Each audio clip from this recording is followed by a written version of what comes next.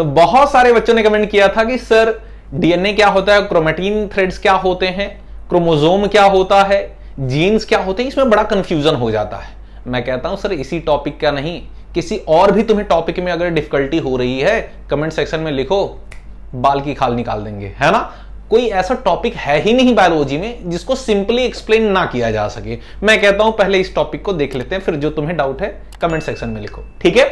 सबसे पहले अगर हम बात करें कि sir DNA, chromatin, gene, chromosome ये होते क्या, मैं कहता हूं सर जीरो से स्टार्ट करेंगे, फिर हम डायग्राम की भी हेल्प से समझ लेंगे कि कहां पर क्या चीजें होती हैं। ध्यान से सुनो, मैं कहता हूं सर सबसे पहले समझ लेते हैं डीएनए कैसे बनता है। तो मैं कहता हूं आपसे कि जो डीएनए है, पेंटोज शुगर, नाइट्रोजनस बेस और फॉस्फेट, ये तीनों चीजें मिलती हैं तब जाकर के कहीं बनता है डीएनए, ठीक है। और डीएनए और साथ में क्या होता है, हिस्टोन प्रोटीन। हिस्टोन प्रोटीन आपको पता होना चाहिए, जो हिस्टोन प्रोटीन होता है वो आर्जिनिन और लाइसिन से मिलकर बना होता है, ठीक है। और बहुत सारे हिस्टोन प्रोटीन, 8 हिस्टोन प्रोटीन के मॉलिक्यूल मिलकर के क्या बना देंगे, हिस्टोन ऑक्टामर, ठीक है। अच्छा, तो डीएनए प्लस हिस्टोन ऑक्टामर ये दोनों चीजें मिलकर के क्या बना देंगी, न्यूक्लियोसोम। अगर ये हिस्टोन ऑक्टामर ऐसा दिखता है, यहां पर देखिए आप, ये जो आप रेड कलर का देख पा रहे हैं, ये जो रेड कलर का आप देख पा रहे हैं, ये है हिस्टोन ऑक्टामर, है ना, ये है हिस्टोन ऑक्टामर। अच्छा, इस पर लिपटा हुआ है क्या, डीएनए। क्या लिपटा हुआ है, डीएनए। अब ये जो डीएनए होता है, थोड़ा सा मैं एडवांस नहीं जाना चाहूंगा ज्यादा, ये 200 बेस पेयर का होता है, ठीक है, बस इतना ही समझ लो।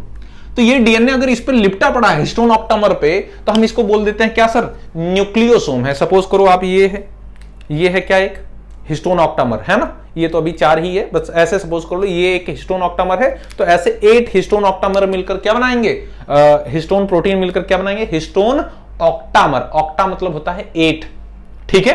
अच्छा, अब ये न्यूक्लियोसोम है ना, हिस्टोन ऑक्टामर के अराउंड क्या होंगे, डीएनए ऐसे लिपट जाएगा रस्सी की तरह, है ना, लिपट जाएगा और क्या बना लेगा, न्यूक्लियोसोम। तो देखो हिस्टोन ऑक्टामर के अराउंड लिपट गया है डीएनए, तो क्या बना लिया, न्यूक्लियोसोम। अब बहुत सारे न्यूक्लियोसोम, ठीक है, अगर रिपीट हो रहे हैं, देखो ये एक न्यूक्लियोसोम है, ये दूसरा न्यूक्लियोसोम है, ये तीसरा न्यूक्लियोसोम है ना।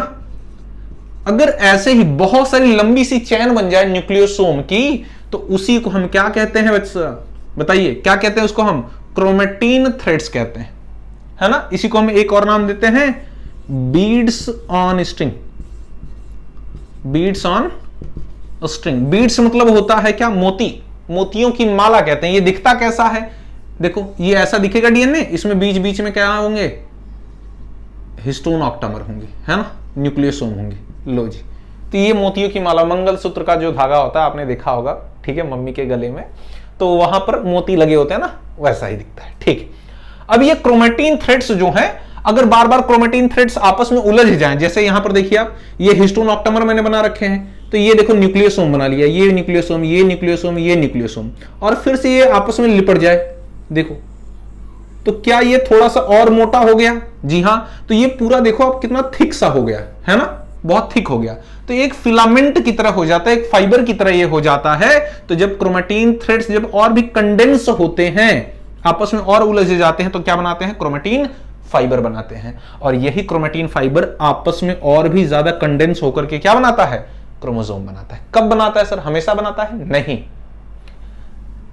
At metaphase stage.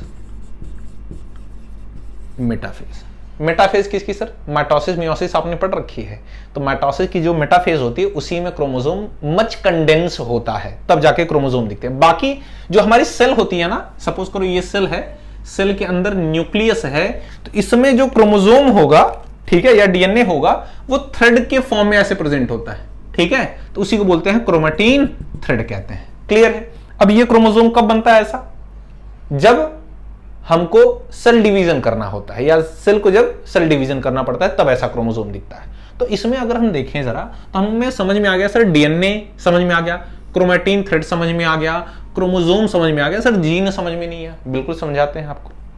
मैं कहता हूं सपोज करो ये जो क्रोमोसोम है, ये बंडल है 2 रोप का, रस्सियों का 2 बंडल है, आपने देखा होगा हार्डवेयर की दुकान पे। सपोज करो ये एक रस्सी का बंडल है, ये एक रस्सी का बंडल, दोनों को ऐसे एक्स के फॉर्म में रख दो, है ना। अब मैंने रख दिया यहां पे, ये बना किसका है बच्चा, बताइए ये किसका बना है?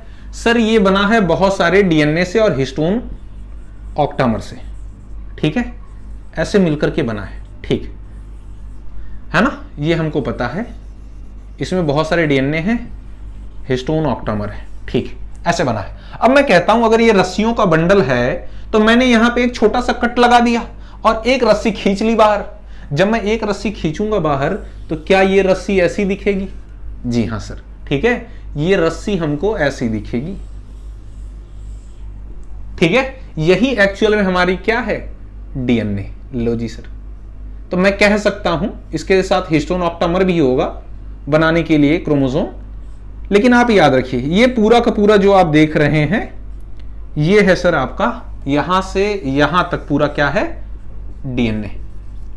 अब ध्यान से समझो, डीएनए किसका बना है? हमने ऑलरेडी जाना, पेंटोस शुगर, नाइट्रोजनस बेस और फॉस्फेट का, ठीक है। डीएनए का एक ऐसा सेगमेंट, एक छोटा सा टुकड़ा, डीएनए का एक छोटा सा टुकड़ा, सपोज करो यहां से लेकर के यहां तक, डीएनए का एक छोटा सा टुकड़ा जो होता है किसी न किसी कैरेक्टर को कोड कर रहा है अगर, तो उसको हम जीन कहते हैं। क्या कहते हैं?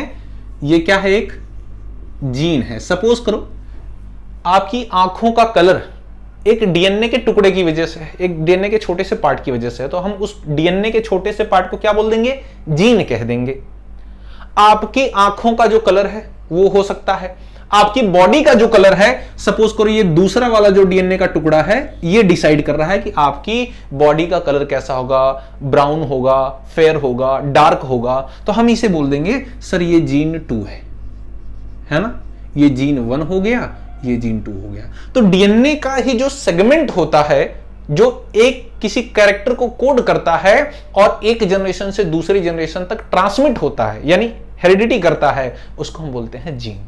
The segment of DNA that code for a specific character, that is called gene, which having ability to transmit from one generation to another generation. English में सुनकर अच्छा लगता है बट कोई मतलब नहीं है, ठीक है। आप कॉन्सेप्ट समझिए। क्लियर है बच्चों? आई होप सो आपको सारी चीजें समझ में आ गई होंगी, ठीक है। और हाँ, वीडियो पसंद आई हो तो चैनल को सब्सक्राइब करें, वीडियो को लाइक करें और अपने दोस्तों के साथ भी शेयर करें और उनको बताएं भंडारा चल रहा है ज्ञान का, ठीक है। और हाँ, डाउट हो तो कमेंट सेक्शन में लिखिए, मैं आपको रिप्लाई जरूर करूंगा। मिलते हैं आपसे नेक्स्ट वीडियो में एक नई इंफॉर्मेशन के साथ, तब तक के लिए जय हिंद।